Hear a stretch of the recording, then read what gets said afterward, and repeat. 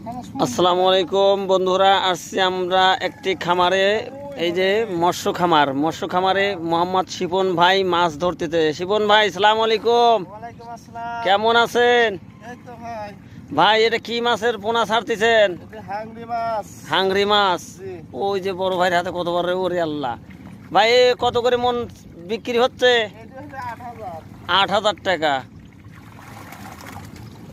এই যে এগুলা কাটি গেছে, এগুলা চেঞ্জ করে দিচ্ছে। দু একটা বলে কাটবে।